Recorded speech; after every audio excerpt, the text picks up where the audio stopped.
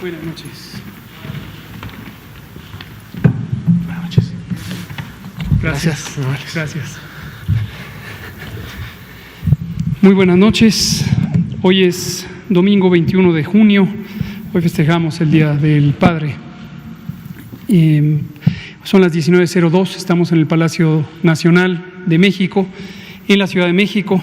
Vamos a iniciar la conferencia de prensa diaria sobre COVID-19, la pandemia causada por el nuevo coronavirus SARS-CoV-2.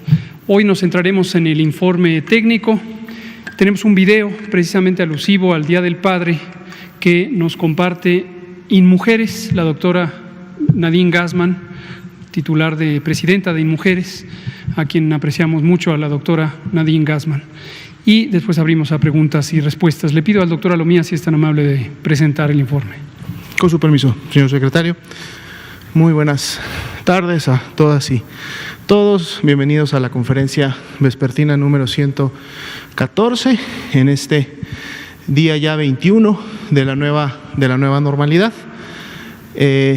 Un saludo también a todos los padres en sus respectivos domicilios que nos están viendo, que sabemos que el día de hoy se quedaron a guardar sana distancia, pero a pasarlo bien con los que estaban en casa. Veamos la siguiente diapositiva. Precisamente es el semáforo de riesgo COVID que caracteriza a la nueva normalidad, a través del cual podemos regionalizar, en este caso a nivel de entidad federativa, las diferentes intervenciones comunitarias que nos permiten o permitirán todavía continuar realizando sana distancia y por lo mismo previniendo la dispersión y los contagios de esta enfermedad. Este es el semáforo que se presentó el viernes pasado. Ahora tenemos 17 entidades en el nivel de riesgo alto, que representa el naranja, y tenemos 15 entidades en el nivel de riesgo máximo, representado por el color rojo. Vamos a repasar rápidamente, es importante que los tengamos muy presente, las actividades que podemos realizar de manera limitada y aquellas que no podemos realizar durante toda esta semana que está iniciando el día de hoy. Veamos la primera diapositiva. Nos regresamos a la parte de precisamente de los hoteles. Los hoteles ya sabemos, cuando estamos en rojo, solamente 25% de aforo, dirigido a personal que está en actividades laborales esenciales. En rojo están cerradas sus áreas comunes, están cerrados sus restaurantes, solo pueden dar atención a domicilio. Sin embargo, en naranja ya tenemos una mayor apertura, en este caso del 50%, también pueden abrir áreas comunes con este limitante al 50%.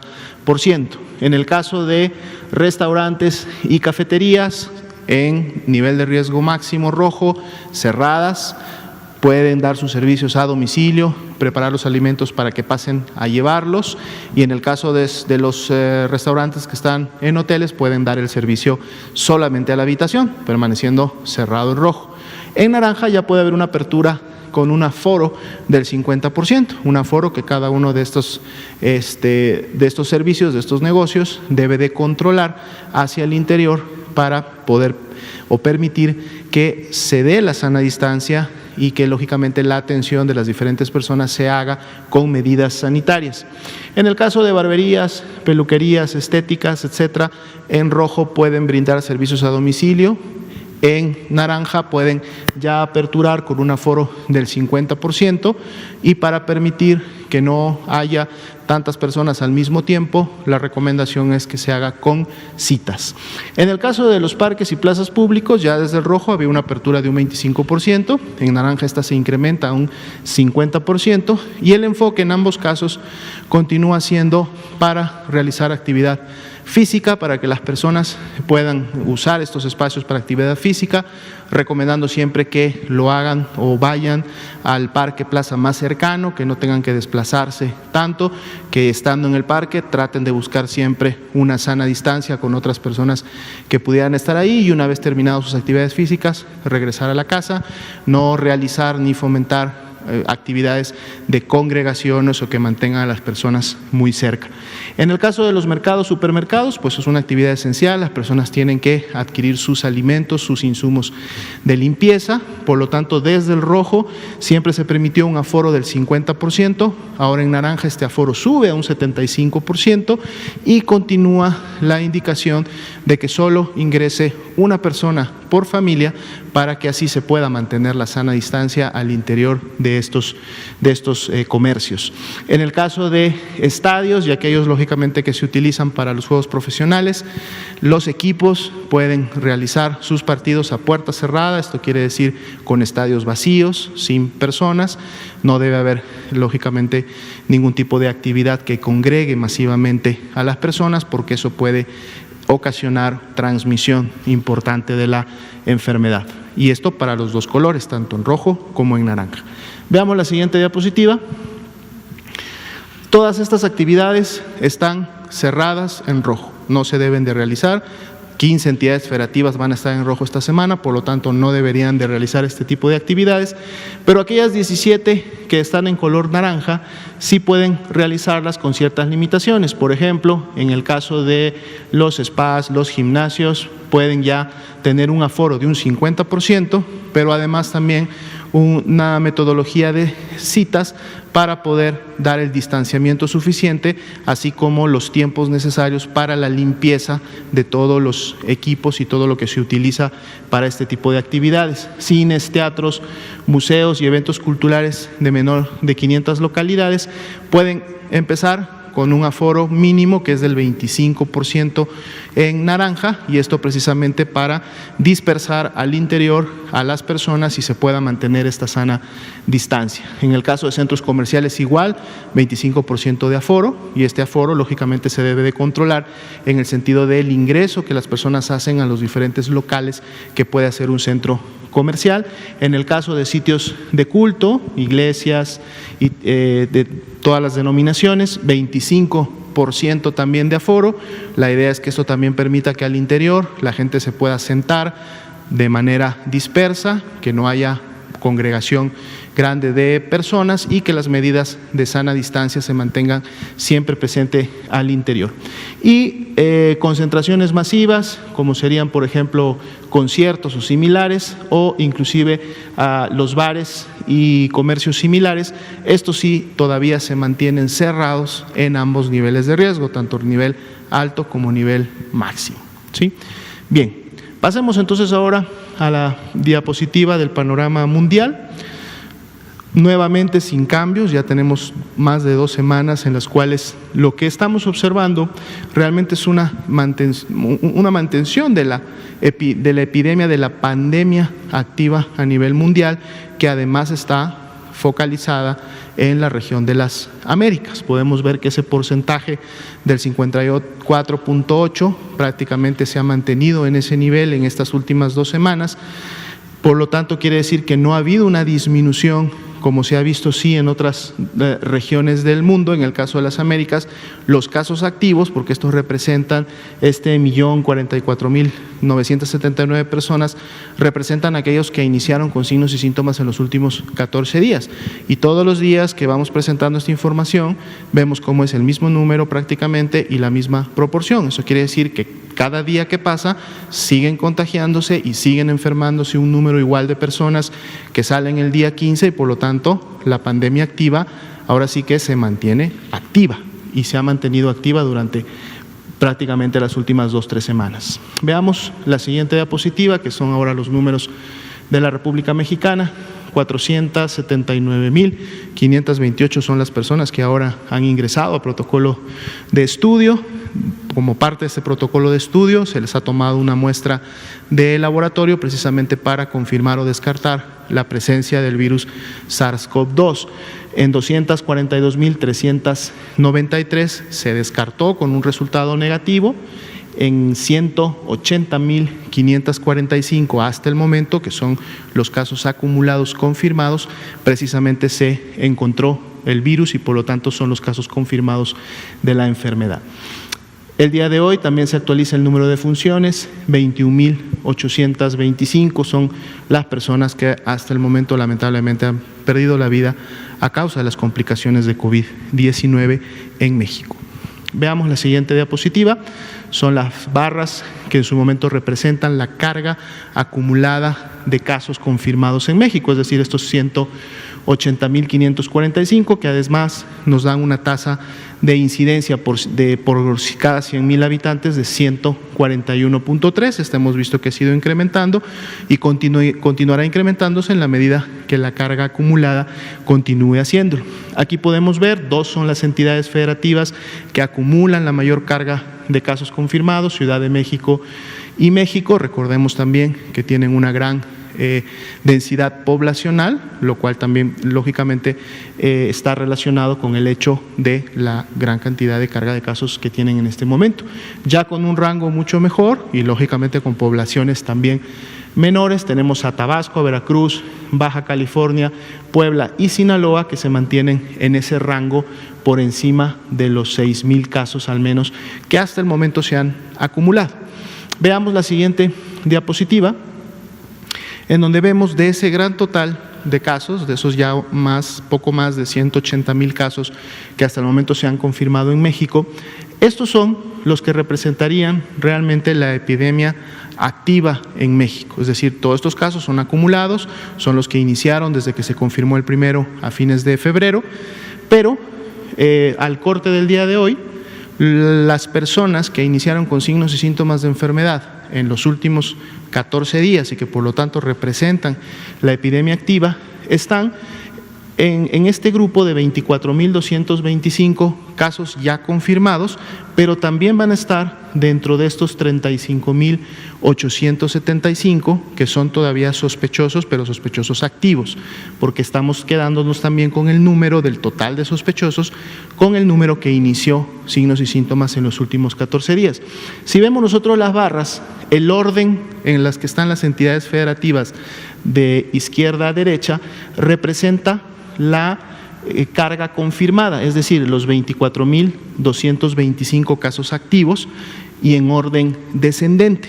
Pero vean ustedes que cuando entonces sumamos o agregamos las barras de color naranja claro, que son estos 35.875 también sospechosos activos, pues tenemos una expectativa en donde muchas entidades federativas, como es el caso de Sonora, que estaba hasta el final, Sinaloa, que estaba del medio a la derecha, Guerrero, Michoacán, Coahuila, ¿sí?, independientemente de su carga confirmada en los últimos 21 días, tienen una expectativa bastante grande de confirmarse en base al porcentaje de positividad, al menos la mitad de toda esa carga sospechosa activa que todavía tienen, pues tranquilamente pasarían a formar parte de los estados que estarían concentrando la mayor carga de enfermedad activa y por lo tanto contribuyen en los últimos 14 días a la mayor actividad de la epidemia en México. Entonces, veámoslo siempre con esa perspectiva.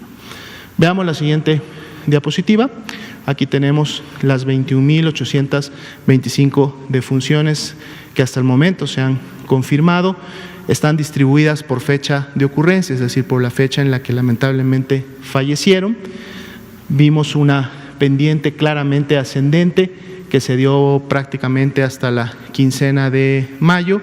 Ya desde la última semana de mayo y lo que va del mes de junio hemos tenido una estabilidad que es alta, que todavía no muestra un descenso. Estos últimos días no hay que tomarlos muy en cuenta porque son los días en los que todavía se están notificando las defunciones, como de hecho lo vamos a ver ahorita en una siguiente diapositiva.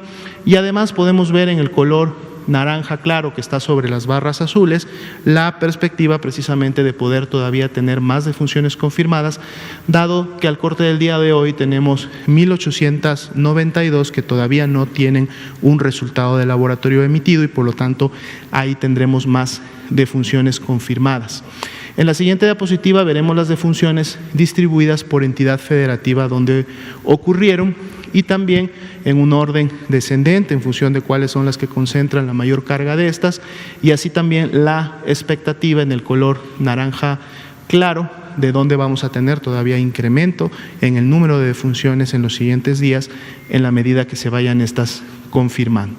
Veamos la siguiente diapositiva. Ustedes de seguro notaron, en relación a las estadísticas de ayer y las estadísticas de hoy, que tuvimos 1.044 defunciones que fueron notificadas en las últimas 24 horas.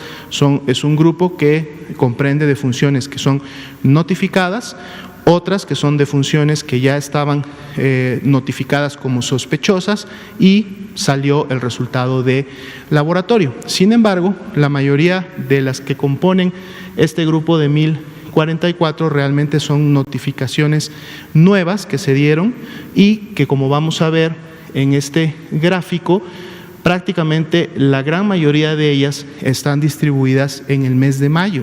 Son defunciones que ocurrieron en el mes de mayo. Luego sigue un grupo que ocurrió las primeras semanas de junio y tenemos realmente en los últimos días menos defunciones que han ocurrido. Si vemos la siguiente diapositiva va a ser más claro. Aquí vean cómo estas 1.044 defunciones se distribuyen por la fecha en la cual ocurrieron.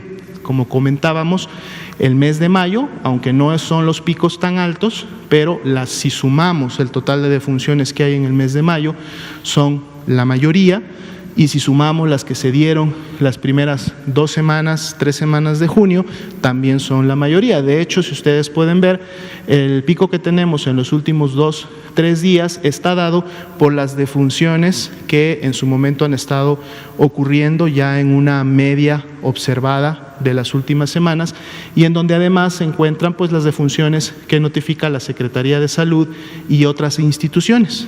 Porque lo que ustedes también pueden notar directamente en este gráfico es que el 87% de estas defunciones que acaban de ser notificadas corresponden al Instituto Mexicano del Seguro Social y por las fechas definitivamente representan un retraso en la notificación de las mismas, dado que la mayoría de estas, como ya lo dijimos, ocurrieron en mayo y en las primeras semanas de junio. Veamos la siguiente diapositiva. La curva epidémica, siempre compuesta por los casos ya confirmados, estos 180.545, pero además agregamos los 56.590 para poder siempre estar pendiente de la tendencia y de los rangos diarios que la confirmación o la presencia de casos todavía está significando para la epidemia en México, y vemos esta tendencia todavía ascendente para fines de integrar todos los aún sospechosos. Veamos la siguiente diapositiva, es la distribución de estos casos aún sospechosos. Ahora sacamos los casos confirmados, es decir, todos esos casos que estaban en color rojo oscuro de la diapositiva anterior, los sacamos y nos quedamos con la distribución de solamente las puntas de color naranja claro. Aquí están, y están también ordenadas por entidad federativa en función de quién tiene la mayor carga de casos aún sospechosos, y además cargamos un siguiente elemento que es que ustedes puedan identificar de esos casos sospechosos qué instituciones son las que estarían contribuyendo con la presencia de estos casos. En verde el IMSS, en rojo la Secretaría de Salud, en un azul claro el ISSSTE y en el naranja claro ahora lo que serían las demás instituciones. Vemos México, Ciudad de México, Sonora, Coahuila, Nuevo León y Puebla serían básicamente los primeros 6 estados que están concentrando la mayor carga de estos casos aún sospechosos en sus respectivas instituciones de atención y de notificación. Veamos la siguiente diapositiva, que es la carga acumulada de casos confirmados. 3% fue el incremento de las últimas 24 horas de casos confirmados, que representan 5.343, recordando que al igual como lo vimos en las defunciones, estos 5.343 casos no ocurrieron en las últimas 24 horas, ocurrieron prácticamente en las últimas 2 semanas y media, pero se van lógicamente integrando a la estadística oficial en el hecho de que en las últimas 24 horas se emitió su resultado o se realizó su notificación en la plataforma informática. Pasemos ahora al grupo de ocupación y disponibilidad hospitalaria. Siempre vemos que los fines de semana puede disminuir un poquito la notificación, no fue mucho, 95%, tenemos todavía una notificación por encima del 90%, lo cual nos asegura buena información para poder conocer estos indicadores.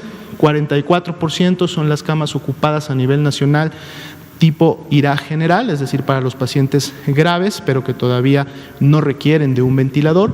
Las que sí tienen un ventilador mostraron una ocupación del 39%, dejando lógicamente una disponibilidad de este 61%. Veamos la siguiente diapositiva para ver cómo se distribuye la ocupación ya a nivel nacional. 68, 67 y 60 son las ocupaciones más altas que tuvimos para el corte del día de ayer, lo cual nos deja a todos los estados con una disponibilidad al menos por encima del 30%, sabiendo que el 30% de disponibilidad o un 70% de ocupación representa un límite de seguridad que cuando se llega a ese punto hay que tomar medidas inmediatamente para no llegar a la saturación de los hospitales. Entonces todos se encuentran por debajo del nivel de seguridad y tienen disponibilidad de camas generales. Veamos cómo están las camas críticas en la siguiente diapositiva. Igual todos están por encima del 30% de disponibilidad, 32, 38, 40 y así sucesivamente vamos avanzando y lógicamente esto es un balance, siempre lo comentamos, entre los egresos que se van dando también en el día a día o en las reconversiones y expansiones que todavía continúan haciendo las entidades federativas en función de poder tener siempre este margen de seguridad cubierto y por lo tanto camas disponibles para los pacientes. En la última diapositiva veremos las unidades COVID, no hubo cambios del día de ayer para hoy, son 816 las unidades que están registradas, manteniendo aún esta tendencia ascendente en función de contar con los espacios, con el personal, con las herramientas y con los insumos necesarios para poder atender a las personas que así lo requieren. Lógicamente esto varía dependiendo de cada entidad federativa, como ya lo vimos en los porcentajes, y también varía dependiendo de cada institución en función de la disponibilidad que tiene cada una de ellas para atender a las personas. Sería el informe para esta noche. Muchas gracias, doctora Lomía. Vamos a proyectar este video, es alusivo al Día del Padre o en general a la paternidad, pero también relacionada con la epidemia de COVID y el periodo de confinamiento. Vamos a ver el mensaje que nos transmite el Instituto Nacional de las Mujeres.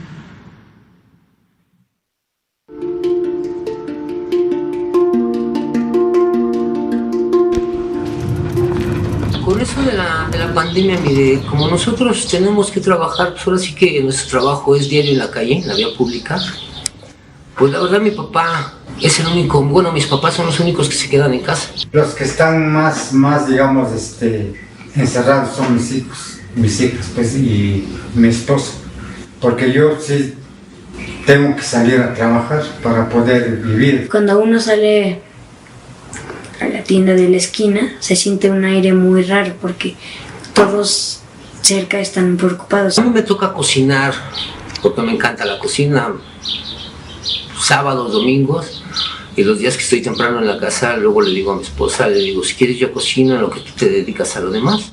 Si a mí me das a escoger entre limpiar la casa y hacer la comida, yo prefiero hacer la comida. Ahorita he vivido en dos espacios diferentes, la contingencia.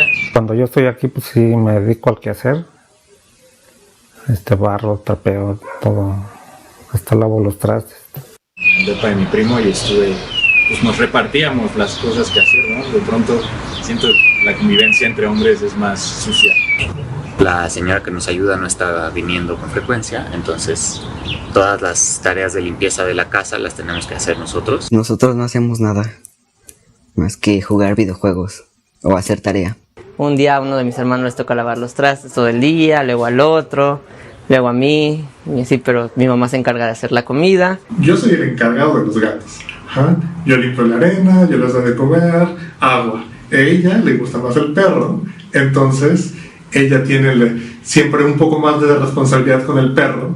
A ver, el que hace el desayuno no lava los trastes, ¿no? Y si el que lava los trastes en la mañana no los lava, el que lava los trastes en la mañana entonces tiene que cocinar en la tarde.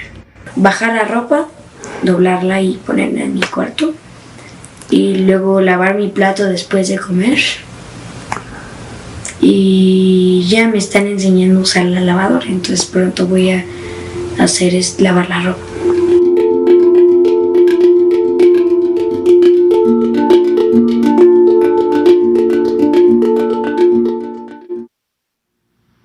Gracias, doctora Nadine Gassman Silverman, presidenta de InMujeres. Un mensaje en relación al Día del Padre y la pandemia sobre masculinidades posibles, distintos modelos, distintas perspectivas, pero siempre buscando la igualdad.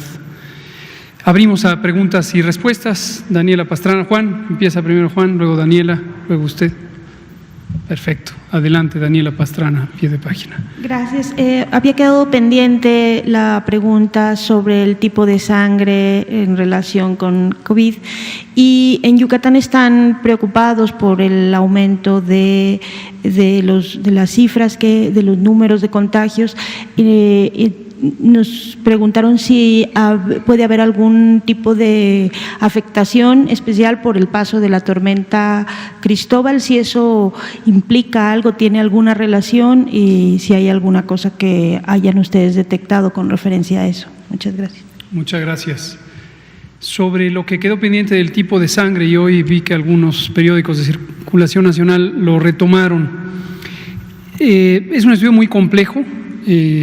Es un campo muy especializado de la inferencia estadística o de la epidemiología, que es la epidemiología genética. Trataré de describirlo de manera muy simple.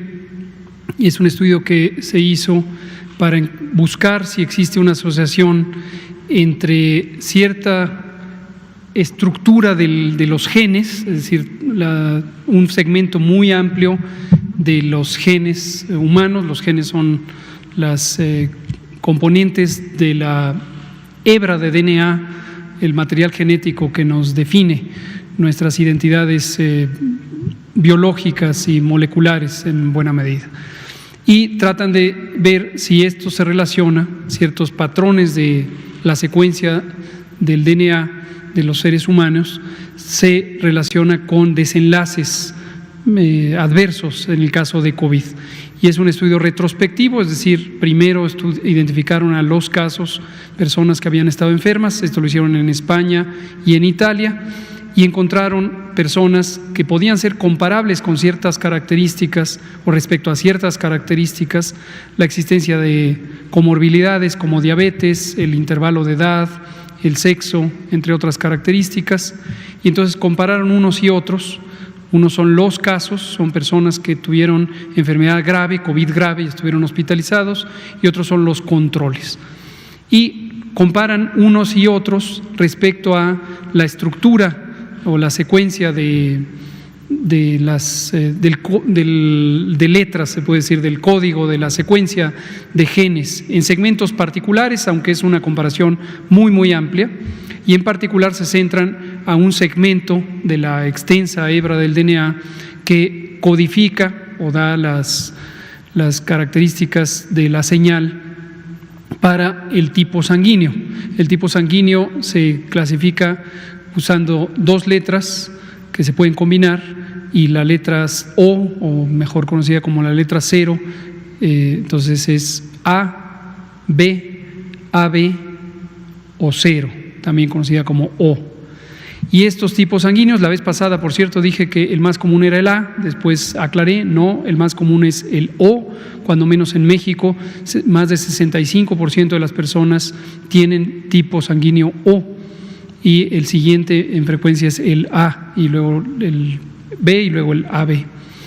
Pero el caso es que encuentran que existe cierta asociación estadística entre tener los genes que codifican para el grupo sanguíneo A, y se asocia con hasta 35 o 42% mayor posibilidad de ser una persona que se encuentre hospitalizada con enfermedad grave por COVID.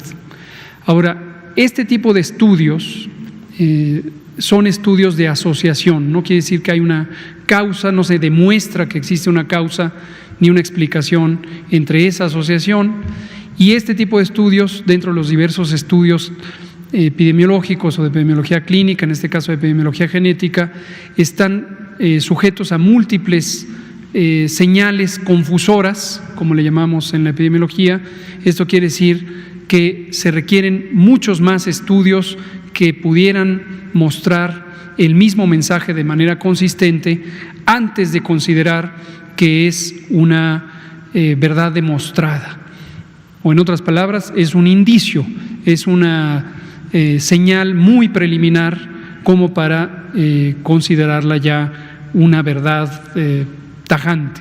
Lo digo porque, como hemos comentado en múltiples ocasiones, respecto a la innovación tecnológica, respecto a los tratamientos, suele pasar que el impacto en los medios excede por mucho la robustez de la evidencia científica, y esta no es la excepción. Esto ha sido motivo de su presencia en los medios de comunicación nacionales e internacionales y podría llevar a la gente a decir, aquí se demostró algo. No, todavía no. Todavía es apenas un indicio, una señal sugerente de que existe esta asociación entre COVID grave y el grupo sanguíneo A, o al revés, entre la menor probabilidad de COVID grave y el grupo sanguíneo O.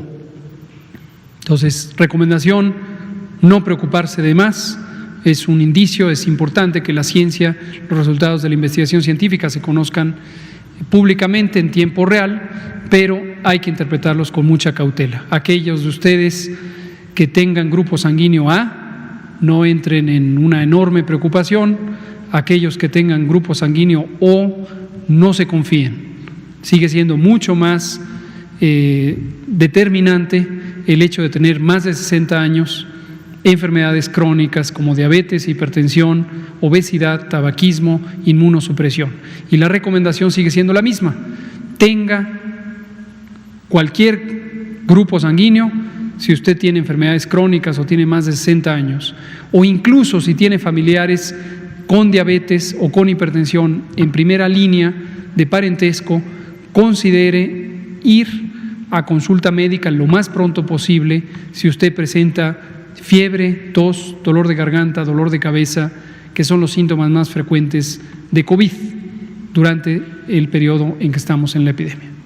Gracias, Daniela. Y lo segundo, Yucatán y la tormenta Cristóbal. No conocemos que exista una explicación razonable para pensar que el paso de una tormenta, incluida los daños físicos a la infraestructura o la interrupción de servicios o las inundaciones, pudieran incrementar el riesgo de COVID, tanto para las personas como para la población. Tampoco eso explicaría que hubiera un repunte, que ojalá no lo haya, pero podría haber, como en cualquier otra población, en el momento de desconfinar, podría existir este repunte de la epidemia, pero difícilmente se explicaría por la tormenta. Sin embargo, ya empezó la tormenta de lluvias. Esta tormenta misma, la época de lluvias, esta tormenta misma es una de estas lluvias iniciales.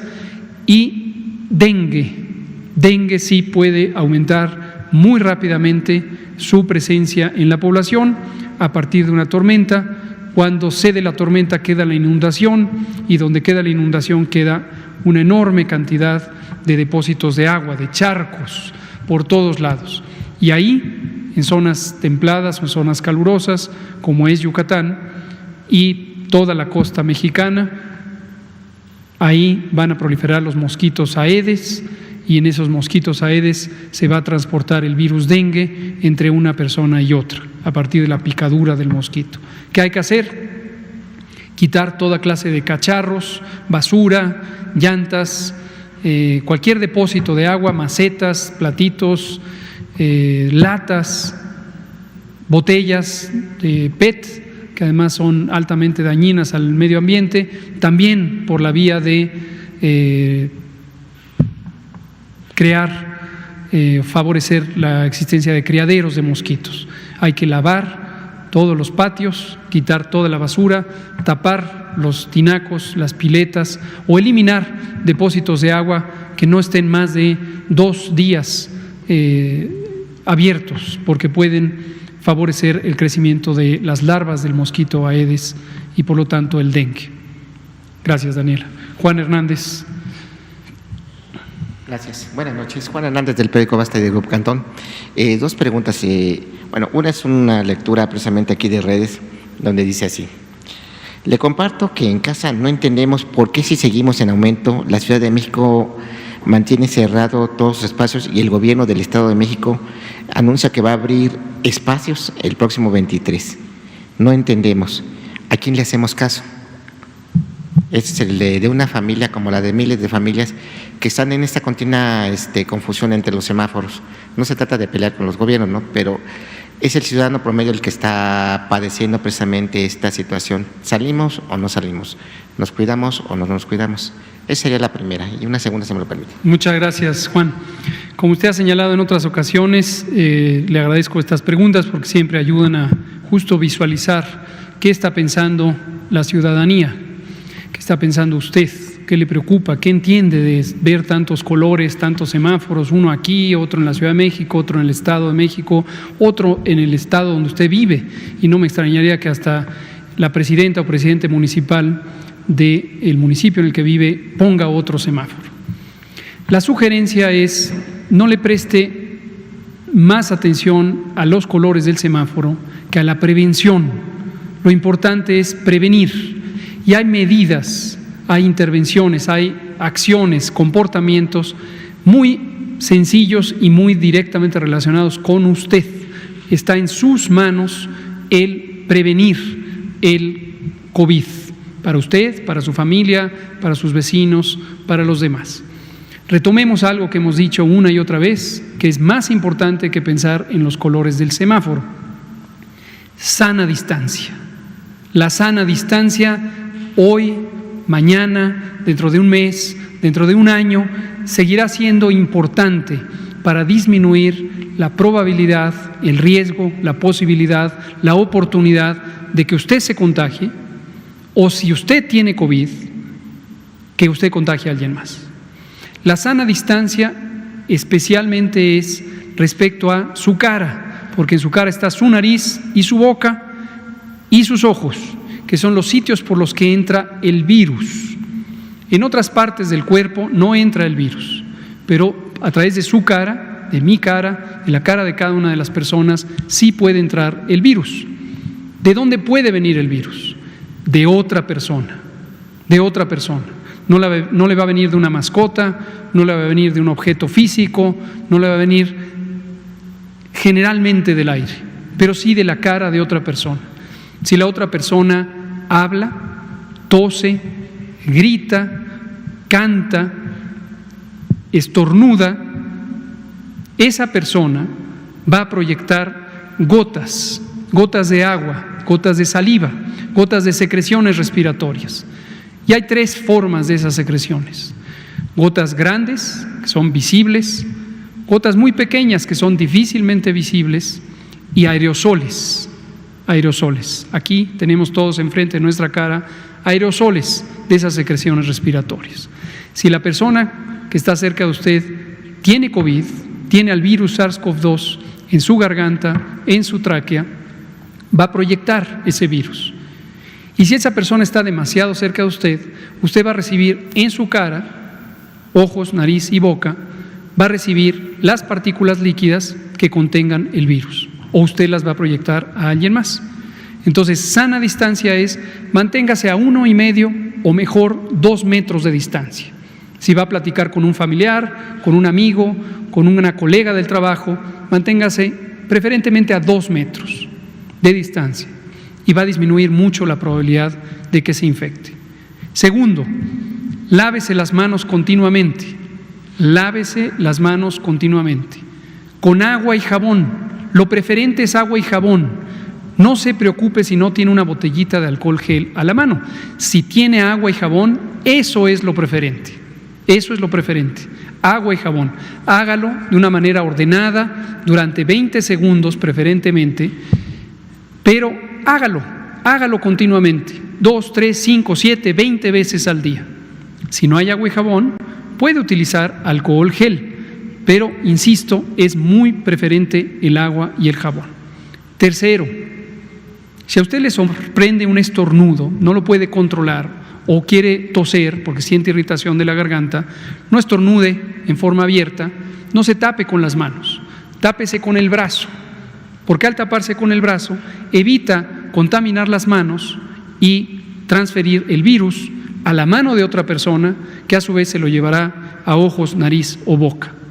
Cuarto, si siente usted malestar o tiene fiebre o tiene tos o tiene dolor de cabeza y parece que se está enfermando, quédese en casa, quédese en casa. Y quinto, si usted no tiene que salir, que sea indispensable, como tener que trabajar porque es la fuente de su sustento y su trabajo ya está abierto, o conseguir los alimentos, o atender a una persona en necesidad crítica, quédese en casa, no salga a pasear, todavía no salga a pasear. Todo esto aplica independientemente del color del semáforo. Entonces, el semáforo es un mecanismo que ayuda a identificar el riesgo en las poblaciones, en cada estado, en cada ciudad. Pero no pongamos más atención al semáforo que a la vida diaria, que a lo que podemos hacer nosotros, por nuestros familiares, por nuestra comunidad y por el conjunto de la población. Eso es lo que le diría a la colega que amablemente le escribe por redes. Es una familia, pero bueno. Saludos a esta familia. Y una segunda pregunta también de redes. Doctor, ¿usted cómo se visualiza después de la pandemia? ¿Va a seguir en la OMS o se va a lanzar algún cargo de elección popular? Mi vida propia es un poco intrascendente. Yo aquí cumplo un papel al servicio del país, al servicio de una función gubernamental. Mi entrenamiento es en epidemiología de enfermedades infecciosas y en eso me formé. Lo que me ha ayudado en mi formación lo pongo al servicio de la patria, del país, de la población, espero del mundo. Esta invitación a la que me integré al Comité de Expertas y Expertos de la Organización Mundial de la Salud en el Reglamento Sanitario Internacional es una misión puntual. No tengo que irme a Ginebra, como algunos han pensado, no necesito ir, podré seguir ejerciendo el encargo que tenga encomendado. En el momento en que ya no tenga este encargo, pues haré alguna otra cosa. ¿Mande? Y bueno, en el momento en que acepté la amable invitación de la Organización Mundial de la Salud, ya entra en funciones, me irán dando instrucciones. Hasta el momento no hay ninguna específica, porque no hay una sesión específica de los comités que derivan de este panel de personas expertas. Gracias. Por favor. Buenas noches, doctor. Mi pregunta es referente a lo que tiene que ver con las unidades médicas de salud. En la nueva normalidad, ¿esas unidades se van a utilizar? Porque hay comunidades como Iztapalapa, como Ecatepec, que el gobierno lleva ese tipo de instrumentos de salud porque son insuficientes para atender a la población. Entonces, mi pregunta se escriba en cuanto a ello, y los doctores que estaban atendiendo estas unidades, ¿qué pasa con ellos? ¿Tiene usted conocimiento si están en algún centro o perdieron su trabajo? Porque las comunidades tienen 3 meses que no hay ese tipo de servicios. Entonces es una necesidad para todas las comunidades. Muchas gracias. Efectivamente, esto lo mencionaba Juan Hernández hace un par de días. El momento en que empezó la epidemia, sabíamos que el Sistema Nacional de Salud de México era insuficiente. En parte porque todos los sistemas nacionales de salud, todos, aún de los países que tienen los más robustos, antiguos y bien estructurados sistemas, quedaron rebasados. Es un fenómeno inusual. En 101 años no había existido una pandemia con esta intensidad, con esta extensión, con esta velocidad de ocurrencia. Entonces todos los sistemas quedaron rebasados.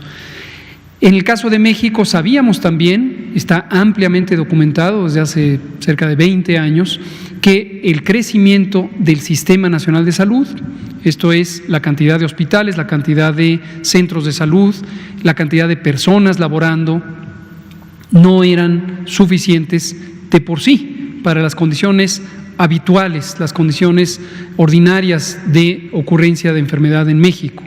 Sabemos también que tenemos desde hace 40 años unas monumentales epidemias de enfermedad crónica, diabetes, obesidad, sobrepeso, como en pocos países del mundo, y que esto es producto de una mala alimentación, principalmente porque en los últimos 40 años en México el modelo de alimentación está empujado por la sobreoferta de productos industrializados de muy baja calidad o nula calidad nutricional y que son extremadamente altos en calorías, los refrescos, la comida chatarra. Y en este contexto enfrentamos la epidemia. Entonces, lo único que debíamos hacer o podíamos hacer para enfrentar era tomar frontalmente el reto y actuar en consecuencia utilizando los distintos recursos que se pueden hacer para enfrentar una epidemia como esta. Hay dos grandes elementos. Uno es la mitigación comunitaria, esto es la Jornada Nacional de Sana Distancia, que aunque ahora ya no es de carácter nacional, en todas las entidades federativas está presente, está vigente, sigue vigente, y que nos lleva a disminuir la velocidad a la que ocurren los contagios. Este es el propósito, esto es el propósito técnico que se tiene de esta intervención. Está claramente documentado desde 2005 en el Plan Global de Preparación y Respuesta ante una pandemia de influenza, pero que es un modelo operativo que todos los países del mundo han adoptado desde 2005. Los objetivos son aplazar el momento cumbre de la epidemia, el momento de mayor intensidad epidémica. Hemos explicado múltiples veces, incluso de manera gráfica, que si no hubiéramos hecho la Jornada Nacional de Sana Distancia o la hubiéramos hecho después, como ocurrió en algunos países, no habríamos logrado el objetivo, y lo logramos. De no haberlo hecho, hubiéramos tenido una curva epidémica muy alta, con más de 4.500 personas enfermas necesitando hospitalización el mismo día en el Valle de México, y asumiendo que el Valle de México es la mitad de la epidemia, habríamos tenido cerca de 8.000, 9.000 o hasta 10.000 personas enfermas el mismo día. A nivel nacional teníamos no más de 1.800 camas de medicina crítica. No hubiéramos podido recibir a 9.000 o 10.000 personas en el mismo día, más las que se acumulan porque ya estaban hospitalizadas. Y se hubiera colapsado el sistema de salud, y con el sistema de salud se habría causado un gran problema a la población. Afortunadamente, ninguna persona con COVID grave ha quedado sin la oportunidad de encontrar una cama, dado que la ocupación hospitalaria no ha rebasado el 80%, como lo mostramos todas las noches. El segundo objetivo fue disminuir la cantidad de personas enfermas en el mismo día. Es decir, no solo que no ocurrieran pronto y nos diera tiempo de expandir la capacidad hospitalaria, sino que no ocurrieran muchas el mismo día. Y redujimos, tomando nuevamente el ejemplo del Valle de México, que es la mayor curva epidémica, logramos una reducción de 80% en la cantidad de personas que se hospitalizan cada día. El número total de personas que finalmente tengan la enfermedad podría ser el mismo.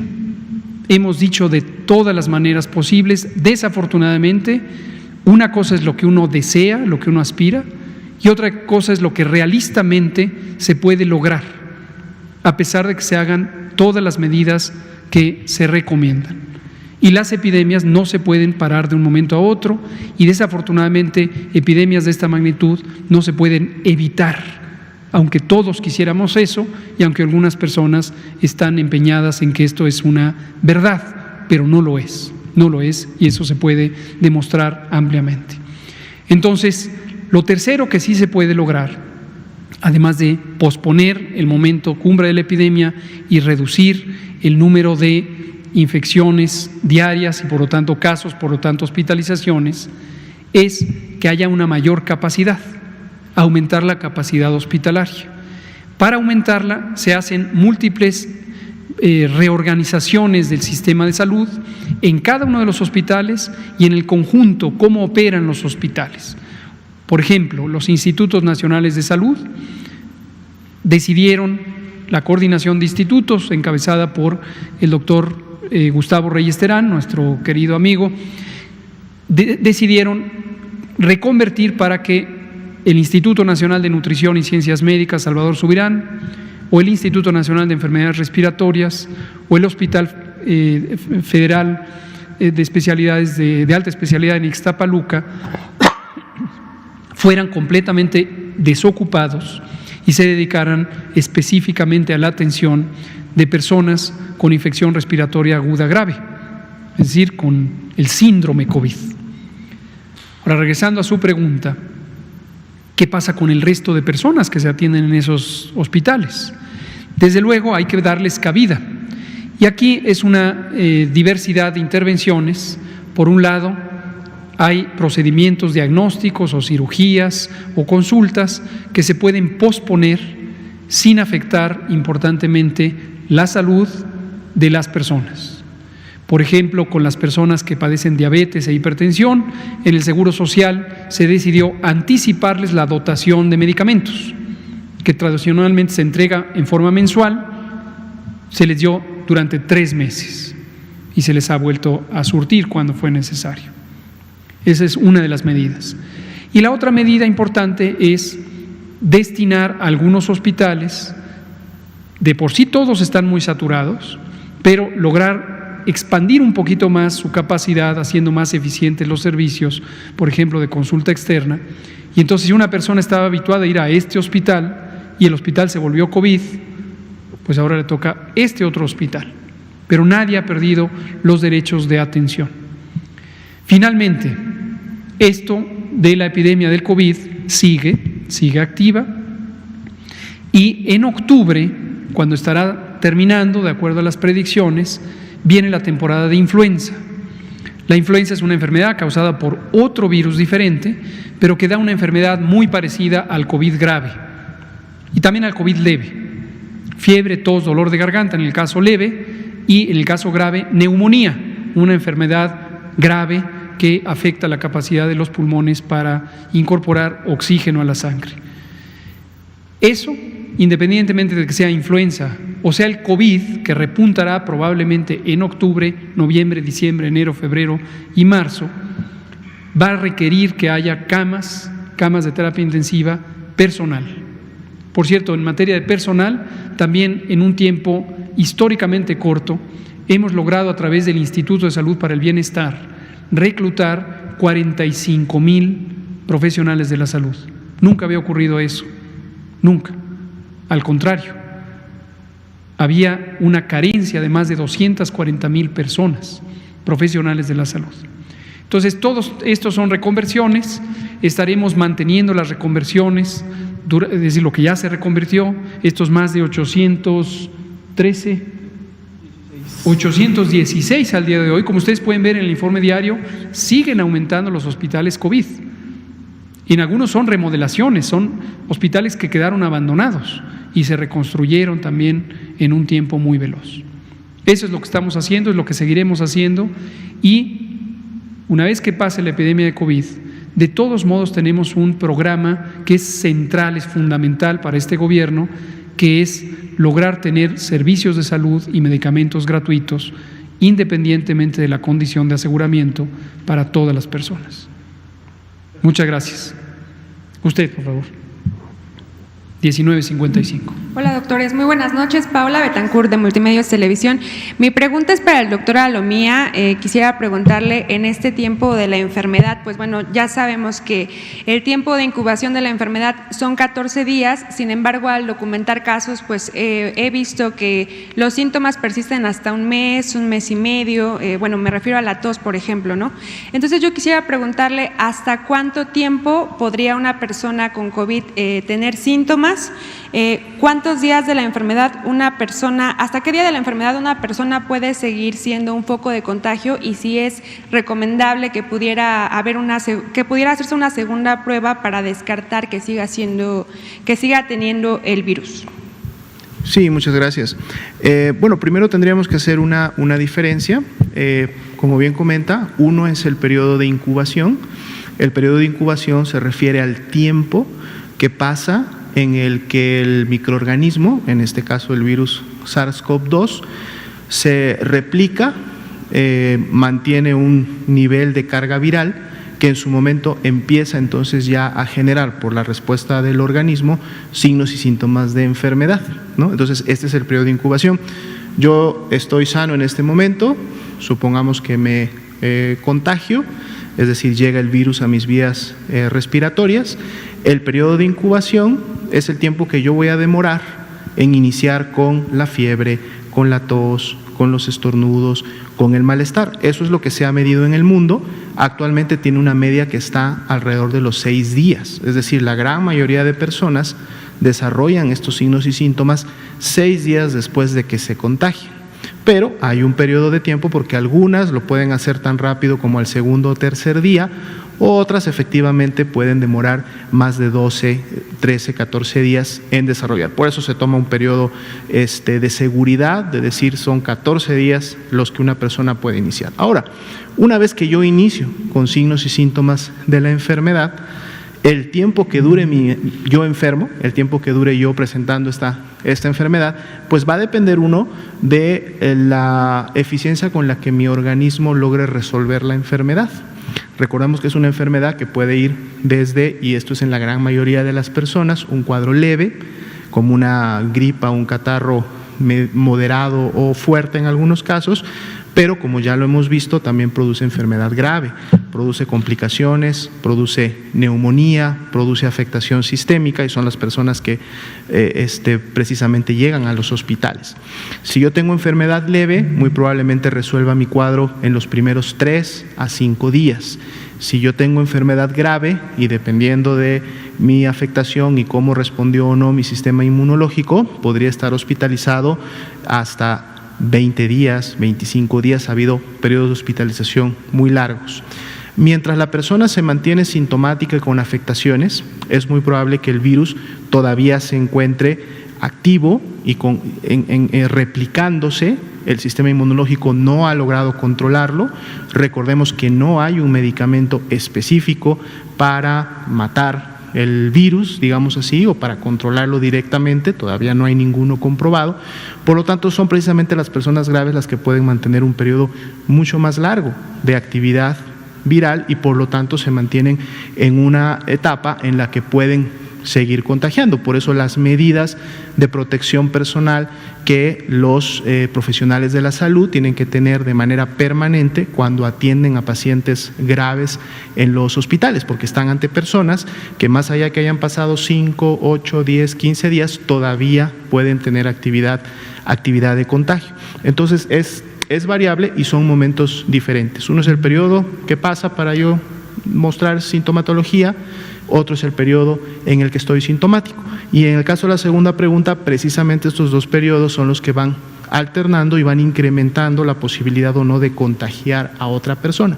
Si yo estoy asintomático, tengo el virus en mis vías respiratorias, la posibilidad de contagio es mucho menor que si estoy ya en mi fase sintomática, estornudando, tosiendo y por lo tanto dispersando el virus que otras personas pueden directamente contagiarse si no están a 1,5 metros, 2 metros, no están guardando sana distancia, o si la persona enferma está interactuando pues de manera continua con otras personas.